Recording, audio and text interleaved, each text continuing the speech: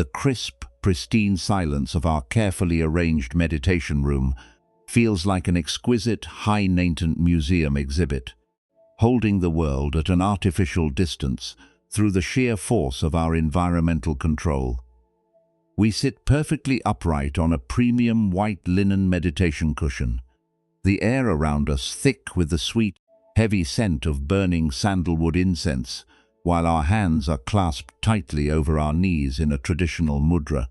To ensure absolute insulation, we have strapped a pair of heavy, military-grade noise-cancelling headphones over our ears, sealing our consciousness inside a digital vacuum of pre-recorded ambient tracks and simulated rainfall. But then, a sudden, unpredictable fracture rips through our expensive tranquility, the sharp volcanic roar of a neighbor's motorcycle engine starting up on the asphalt outside, or the relentless, metallic drilling of a construction crew down the street. In an instant, a violent surge of blinding irritation explodes right through the center of our chest, causing our heart rate to spike erratically and our jaw muscles to clamp together like a steel vise. The delicate illusion of our alignment is completely shattered by the ordinary noise of a living world, leaving us sitting in our beautiful sanctuary with a throat dry with rage, our minds buzzing with an intense, toxic resentment against the flow of human life outside our door. We are a generation that has fallen deeply into the trap of spiritual and psychological environmentalism, transforming the noble pursuit of inner peace into a brittle, high-maintenance allergy to the raw chaos of existence. We have bought wholeheartedly into a consumer-driven, commercialized version of mindfulness that treats tranquility as a fragile luxury good and elite commodity that can only function under absolute laboratory conditions.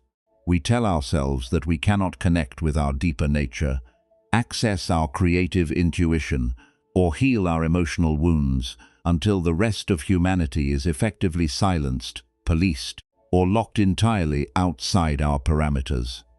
We have developed an obsessive necessity for curated quiet, requiring a specific room temperature, a particular ambient soundtrack, the absence of children's laughter, and the perfect alignment of every outer circumstance, before we are willing to practice presence. We have mistaken absolute sensory isolation for genuine spiritual attainment, turning our inner peace into a fragile accident that cannot survive a single encounter with the unpolished texture of a modern day. The profound, agonizing absurdity of this high-maintenance stance is that we are living our entire spiritual lives as the frantic, panic-stricken architect of the glass greenhouse in the storm. If we look closely at our current state of being, we see that we have built an incredibly delicate, transparent dome of hypervigilant control over our minds, filling our internal landscape with filtered water, artificial lighting, and hothouse flowers that can only breathe when the environment is completely managed. We spend our entire existence running around the perimeter of this fragile structure with caulking guns and sealant tape, desperately patching up microscopic hairline fractures in the glass, terrified that a single gust of wild wind, a drop of real rain, or the messy sound of a passing human conversation will breach our walls and destroy our progress. We choose to live in a state of permanent, low-grade terror, treating the universe as an aggressive, invasive enemy, entirely blind to the magnificent reality that a massive, ancient forest is standing perfectly strong, deeply rooted, and radically alive in the middle of the roaring storm right outside our windows, its branches growing stronger and its leaves growing greener with every flash of lightning that splits the sky. Let us trace the cold, defensive velocity of this hothouse paradigm through our daily micro-choices. We see it when we look at our schedules, which we pack with retreats, isolation therapies, and white noise machines, transforming our search for God into an aggressive withdrawal from the community. We see it in our relationships, where we grow increasingly sensitive to the normal volume of shared life, treating our partner's ordinary morning habits or our colleagues' workspace chatter as direct, malicious assaults upon our alignment. We have turned our mindfulness into an exclusive country club, establishing an unwritten border control that bans the normal, vital friction of life from entering our field of view. We make ourselves the hypervigilant gatekeepers of an artificial calm, wrapping our nerves in a thick layer of defensive protection so tightly that our real, wild, and indestructible nature completely forgets how to stand its ground without a prop. We have become emotional invalids who can only meditate when the world behaves like an empty cave, running away from the very life we are trying to understand, and calling our flight holiness. The deep tragedy of this structural retreat is that the pursuit of an artificial sanctuary behaves as a mathematical trap that actively manufactures the exact agitation we are trying to escape. The analytical mind believes that by eliminating external noise, it is building a solid fortress for our spirit. But if we observe the mechanical laws of perception in real time, we discover that the more we isolate ourselves from the normal textures of life, the more hypersensitive our nervous system becomes to the smallest possible disturbance. By training ourselves to require absolute silence, we turn a dripping bathroom tap into an existential crisis, a car horn into a violent trauma trigger, and an unexpected knock at the door into a devastating psychological violation. We are making our peace smaller, thinner, and more brittle with every layer of glass we install, transforming our quest for liberation into a high-maintenance prison that completely alienates us from the messy, beautiful, and unscripted flow of human life, entirely unaware that while we are down in the hothouse meticulously shielding our fragile flower from the breeze, the boundless sky of our true awareness is begging us to step outside and run wild through the rain. To observe how this permanent fortress of environmental control structures our physical existence, we must examine an archetype that has become the dominant nervous system of the modern spiritual landscape figure of the hypervigilant hermit, the permanent hothouse seeker. This is the version of us that has transformed the noble search for tranquility into an active and conscious method of high-level hiding, wrapping our deep fear of life's raw chaos in the respectable garments of wellness culture. On the surface, this seeker appears exceptionally refined, grounded, and sensitive.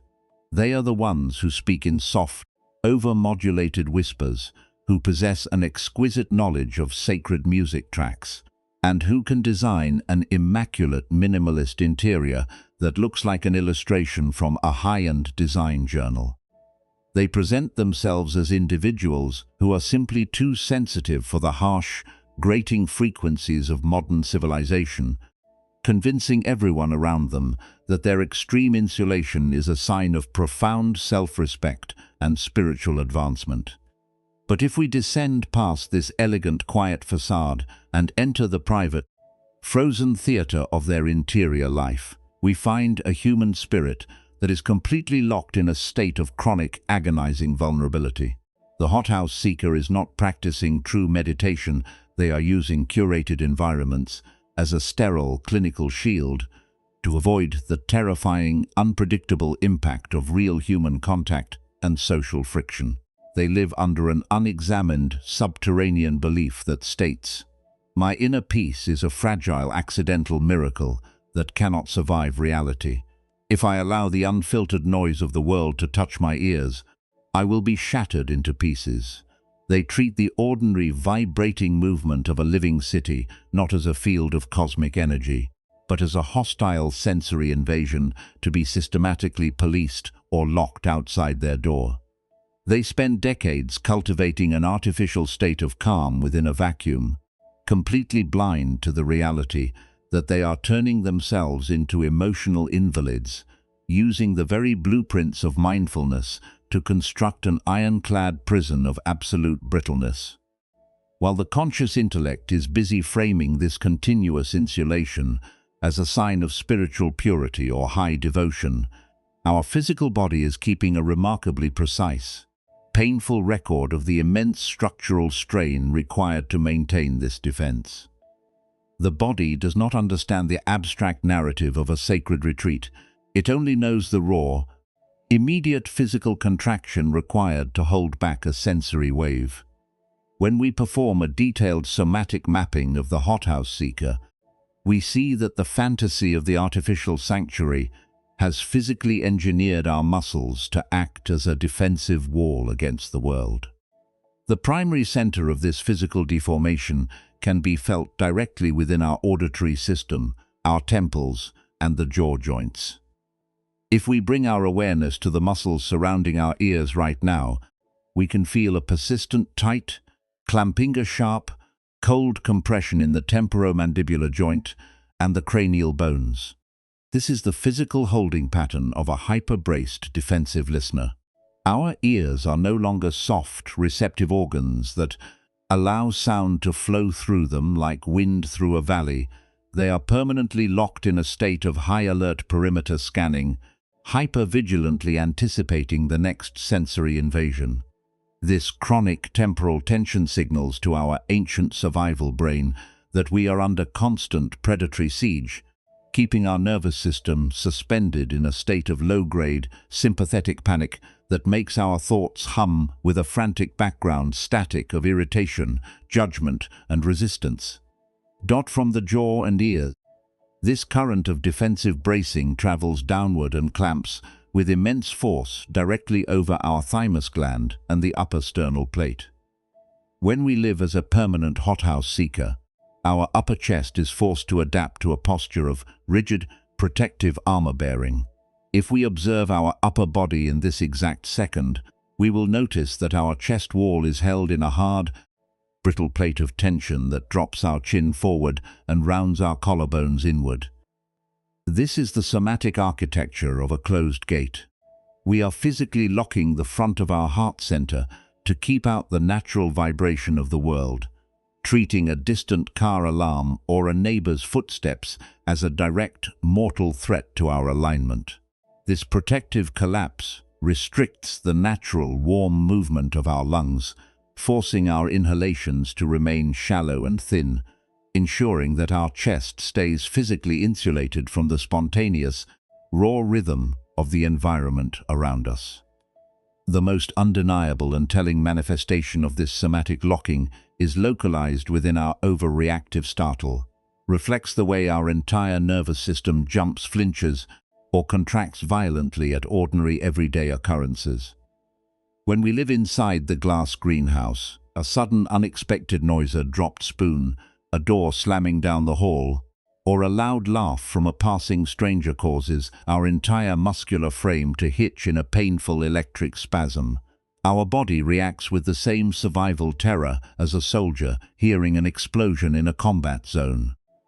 This hyperreactive flinching is the ultimate proof that our cultivated peace is nothing but a fragile illusion and aggressive, exhausting suppression of reality that requires us to freeze our vitality in mid-air to keep it from shattering.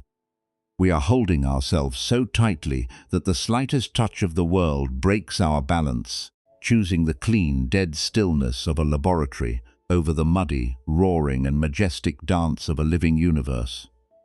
This systemic physical tightening feeds directly back into a toxic, looping psychological feedback loop that grows more sophisticated with every incense stick we burn and every noise-cancelling device we purchase. Because we have linked our spiritual progress to our environmental cleanliness, the analytical mind begins to treat the ordinary noise of life as a malicious enemy that is actively stealing our God. The moment a child screams outside or a siren wails in the distance, the inner strategist instantly flags these sounds as proof that our environment is broken. The mind whispers, "See, you cannot meditate here. This place is too loud. You must find a quieter room, a better retreat, or a more isolated valley before you can find yourself." To escape the shame of this perceived distraction, we unconsciously begin to alienate ourselves from the communities that could support us, the partners who could love us, and the ordinary days that could mature our spirits. We are actively criminalizing the world for the crime of being alive, sacrificing the brilliant raw currency of our current days to maintain an illusion of sanitization, completely blind to the reality that true peace is never a fragile flower to be shielded from life, but the wild, vast sky that naturally contains both the roaring storm and the pristine silence, and that the only sanctuary we will ever have is the unpolished, chaotic, and beautiful landscape that is vibrating in this very breath. To completely shatter this intricate, high-maintenance fortress of environmental containment, we must bring the razor-sharp, cool surgical steel of the Buddha's insight directly into our spiritual hothouse, using it to slice through the absolute illusion that our inner stillness is a fragile entity requiring a silent laboratory to survive. 2,500 years ago, sitting perfectly naked upon the bare, damp earth under the open canopy of a wild forest, a human being mapped the exact mechanical trap where our desperate search for quiet becomes the ultimate executioner of our actual liberation. He did not define mindfulness as an exclusive retreat from the marketplace or a delicate state of sensory insulation. He exposed our aggressive demand that the universe sit still for our convenience as the true secret architect of our internal dukkha. When we look out into the landscape of our day and notice the chaotic, uncalibrated soundtrack of a living world, the roar of a motorcycle engine cutting through the morning, the shrill ring of a phone, the laughter of children on the sidewalk, or the rhythmic drilling of a construction crew down the street, we are being struck by the first arrow of reality. This first arrow is the natural, unalterable law of manifestation, the simple truth that life expresses itself through an infinite, unpredictable web of vibration and sound. In the natural world, the forest is never a quiet, sterile temple. It is a chaotic symphony of crashing waterfalls, screaming birds, snapping branches, and roaring predators. The ancient mountains do not complain when lightning strikes their peaks. The deep rivers do not enter an existential crisis when a storm muddies their currents. Each element simply allows the vibration of the moment to pass through its coordinates without defense. The first arrow is neutral. It is the raw, unmapped data of an unrolling universe, and it contains zero inherent suffering. But the modern seeker, completely possessed by the neurosis of the artificial sanctuary, refuses to let the universe be neutral. The moment a sensory disturbance ripples through our parameters, we reach back into our internal quiver, pull out a second arrow, and drive it with immense, screaming violence directly into the exact spot where the first arrow landed. This second arrow is our mental criminalization of the world's vitality. It is the internal judge that roars, "This noise shouldn't be here. This sound is destroying my alignment. I cannot connect with my deeper nature until this street is perfectly quiet."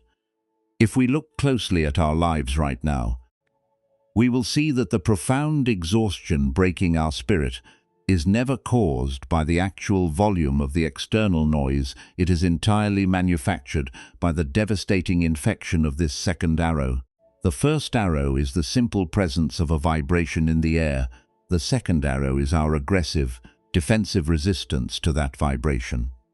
We turn a perfectly workable, authentic moment into a private hell of rage and resentment, sitting on our beautiful linen cushions while our minds violently whip us for failing to possess a reality that conforms to our hothouse design.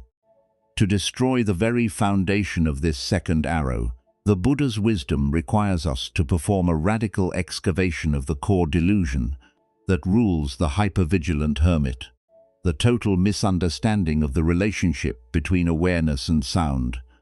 The hothouse seeker operates under the false assumption that noise is a solid, aggressive entity that enters our mind from the outside and physically smashes a fragile vase called stillness that we have carefully placed inside our brain.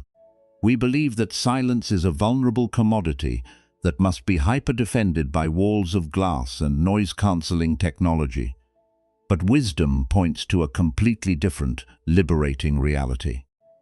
Sound does not exist outside of your mind, and it does not enter your consciousness to break your peace. When a hammer strikes a metal plate down the street, it creates nothing but a physical wave of air pressure. That wave travels through space and hits your eardrum, and within the vast empty sky of your awareness, the sensation of sound arises. The roar of the motorcycle, the chime of a meditation bell, the song of a bird, and the absolute silence of midnight are all made of the exact same material. They are nothing but transient weather patterns rolling through the boundless, unconditioned space of your mind. What the ancient texts described through the metaphor of akasa, the sky does not need to build an iron roof to protect itself from a thunderstorm. The lightning does not scratch the expanse of the cosmos, and the rain does not make the space wet. When we shift our identity from the fragile, hothouse flower of our conditioned quiet to the vast, indestructible sky of our fundamental awareness, the violent necessity to control our environment completely vanishes. We see that the sound of the drilling down the street is not a malicious assault upon our spirituality, but a beautiful, empty blossom of energy rising and falling within the exact same space as our breath. We realize that trying to find a peace that depends on absolute quiet is like a traveler trying to find a waveless ocean by manually pinning down every drop of water with their bare fingers. It is a slow, exhausting act of spiritual suicide. True peace is not a fragile piece of glass that breaks at the first touch of friction. True peace is the indestructible, wild expanse of an unshielded heart that can hold the entire roaring marketplace inside its embrace without losing its footing. The moment we break through this illusion, the entire glass greenhouse of our spiritual practice instantly shatters into 1,000 pieces, and we are finally permitted to step outside into the wild forest of reality. We stop demanding that humanity become quiet for our comfort, and we begin to meet the world as one seamless, endless, rolling tapestry of sacred vibration. We discover that what is timeless can never be outdated, and what is truly still can never be disturbed by a sound. We sit on our cushion not as a fragile purist hiding behind white linen, but as an ancient mountain that allows the storms, the sirens, and the silence to wash through its stones, completely anchored in the majestic, unconditioned realization that we are already entirely whole in the very center of the noise. To transition from the intellectual release of our hothouse illusions into a lived, cellular liberation, we must enter the raw physical construction site of our own somatic architecture. We cannot think our way out of the glass greenhouse of our spiritual practice, because the analytical intellect is the very engine that calculates the boundaries, polices the perimeter, and orders our ears to stay in a state of hypervigilant defense. The poison of environmental perfectionism is written in the dense, silent language of our muscles, manifesting as a sharp, cold clamping of the temporal bones and jaw joints, a brittle plate of tension over our thymus gland, and a hyper-reactive startle reflex that causes our entire frame to hitch at a sudden sound. To rewrite this programming, we must bring the steady, warm laser of our embodied presence directly into the physical coordinates where these sensory defense mechanisms are anchored. This architecture of transformation requires us to master 3 distinct daily inner practices that allow us to open our temporal channels, actively step out into the wild forest of our unconditioned spine, and cultivate a presence that remains completely indestructible within the raw friction of human life. The first foundational pillar of this real-world training is the systematic practice of opening the temporal channels and establishing the auditory welcome.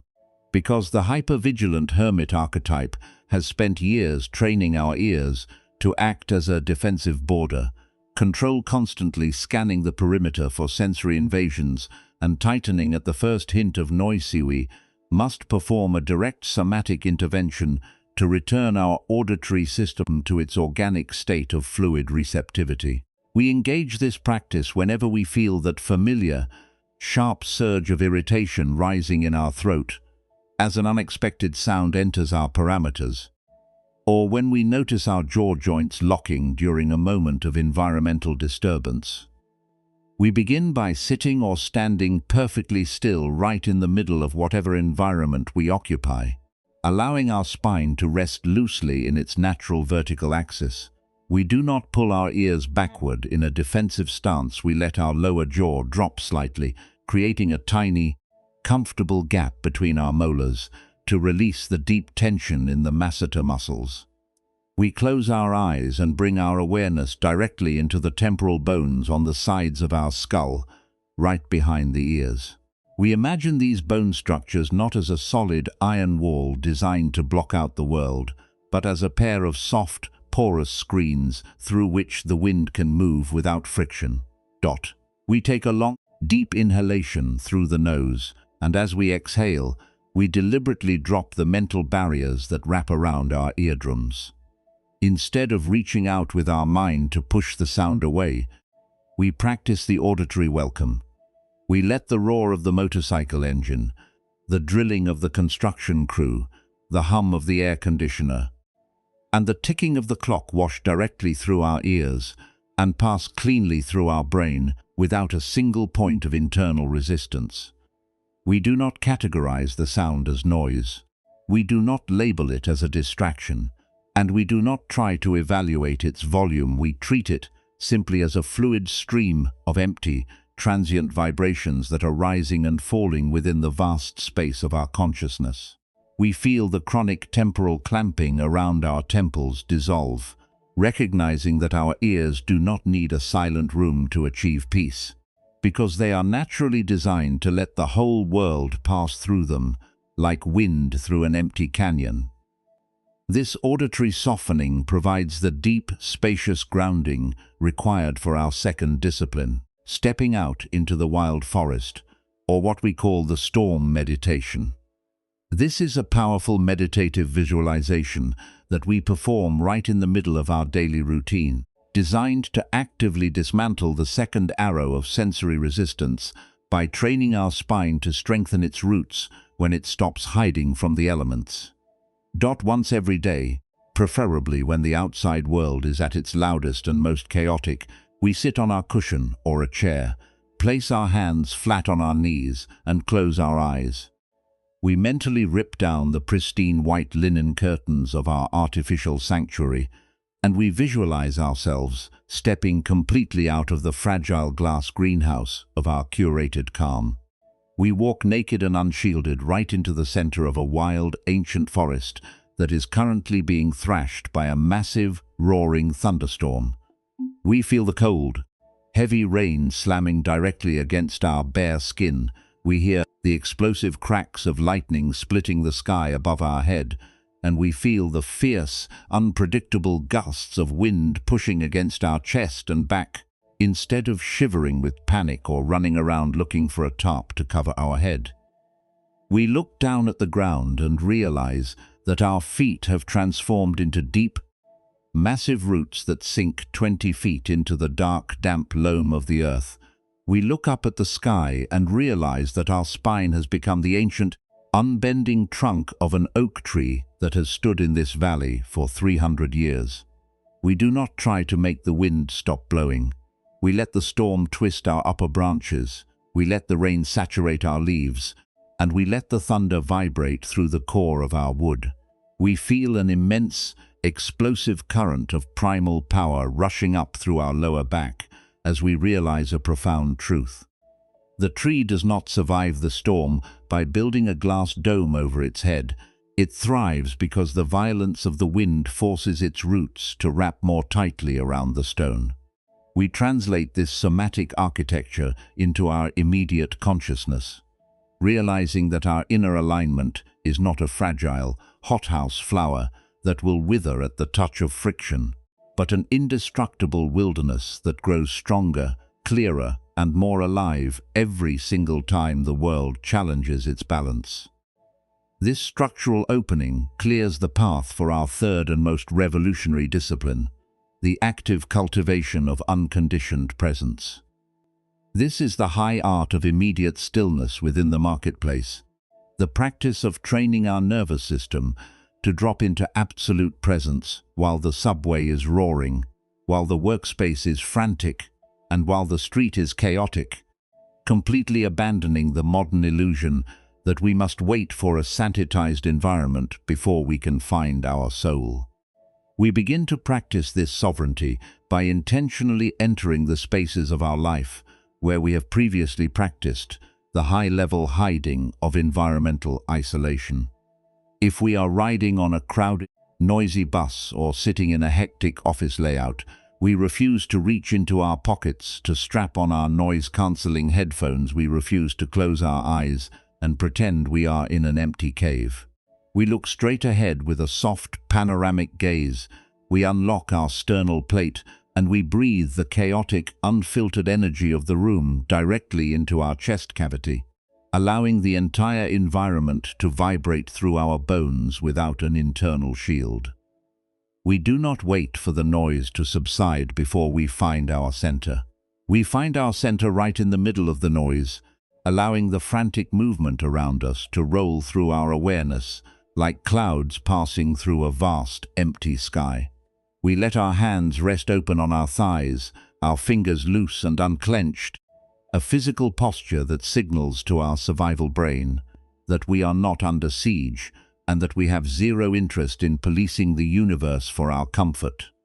We stand fully erect in the groundlessness of an uncurated hour, treating our environment not as an invasive force that is actively stealing our God, but as the raw, vital texture of life expressing its uncalculated dance in our presence. By practicing this radical devotion to the immediate, messy present, the chronic brittleness that has left us hypersensitive to every dripping tap and car horn completely vanishes. We discover that we do not need to buy our calm from a consumer wellness market that profits off our fear of friction. Our own unshielded awareness is its own sanctuary, its own temple, and its own infinite, unconditioned security, allowing us to walk through the world not as a fragile purist fleeing from the marketplace, but as an awakened force of nature that can hold the entire roaring cosmos inside its heart and find it perfectly still. When we finally smash the glass greenhouse of our environmental control and step out onto the raw, uncurated earth, an immense, breathtaking stillness cascades across the entire perimeter of our living reality. This stillness is not the artificial, high-latent quiet of a sterilized laboratory or the hollow numbness of a mind that has succeeded in shutting out the world. It is the vibrant, thunderous, and utterly unshakable peace of an ancient mountain that has chosen to welcome the storm. The sharp, cold clamping around our temporal bones and jaw joints dissolves into a spacious, luminous warmth, allowing our ears to rest in a state of absolute, unshielded receptivity. The brittle plate of tension over our thymus gland melts away, leaving our upper chest loose, light, and completely open to the vibration of the world. We look around the immediate landscape of our day, and for the first time since we entered the trap of the artificial sanctuary, we are fully, ecstatically there to inhabit the space we occupy, completely free from the toxic necessity to police the universe for our comfort. The physical world rushes back into our consciousness with an exquisite, raw intensity that reveals our old, hyper-insulated routines to be nothing but bloodless, fragile illusions. The texture of the unpolished daylight hitting the floor feels remarkably dense and alive, illuminating the ordinary dust motes dancing in the air without our permission. The sudden roar of a passing delivery truck, the distant siren wailing through the concrete corridors of the city, or the chaotic chatter of neighbors down the street are no longer treated as malicious assaults. Upon our alignment, they are met as the magnificent, spontaneous currents of a life stream that is too vast to be contained by a minimalist design manual. When we sit on our cushion or walk through a crowded marketplace, We feel our weight drop effortlessly into the solid center of our pelvis, moving like a deep ocean that has finally given up on the madness of trying to prevent its own waves from crashing against the shore. This is the state of unconditioned indestructibility, the deep, somatic realization that your actual chaotic and beautifully unpolished life is not a distraction to be hidden from, but the supreme and ultimate temple of your awakening. We have returned to the single sovereign coordinate of our true nature. We have stopped demanding that humanity silence itself before we can touch the sky, and we have allowed ourselves to discover the immense, rich flavor of the life force running through the world right now. We see that when we shatter the fragile dome of our curated calm, we are not losing our peace, we are expanding our awareness until it becomes as vast as space itself, holding the entire roaring marketplace inside its center without a single fracture. We can close our noise-canceling apps, we can throw away our environmental checklists, and we can look at a loud, hectic afternoon with a sense of quiet, unshakable dignity, knowing that this uncurated reality is enough. In the uncompromising clarity of the ancient maps, the Buddha continuously points away from the fragile, hothouse cravings of the defensive ego which seeks to build an endless fortress out of managed circumstances and directs our focus toward the wide-open expanse of the empty space, akasa. He reminded his followers that true liberation is never found by fleeing into a sterile cave while the world burns, but by completely penetrating the immediate reality of where your feet are currently planted. He invited us to look past the glittering mirages of our artificial sanctuaries, to put down the heavy second arrow of our sensory resistance, and to find the deep, unconditioned peace that exists when we finally stop criminalizing the world for the crime of being alive. The noon sun has risen completely now, washing our uncurated room in a deep, bright light that catches the ordinary chaos of the street outside, turning the entire urban landscape into a single, shimmering field of sacred vibration. The modern world around us will continue to market its fragile, high-latent illusions of perfect quiet, trying to seduce us back into the torment of hypervigilant isolation. But the ghostly spell of the greenhouse has been permanently broken. We have turned our face straight into the wind. We have allowed our artificial boundaries to dissolve back into the open sky, and we are finally ready to stand fully erect in the middle of the roaring marketplace, allowing the storms, the sirens, and the silence to wash through our chest, completely anchored in the majestic realization that we are already entirely whole in the very center of the noise. If you finally stopped corking the cracks of your fragile sanctuary, if you dropped the heavy second arrow of sensory resistance and allowed the entire roaring world to vibrate right through the center of your unshielded chest, who would you be in this very indestructible second?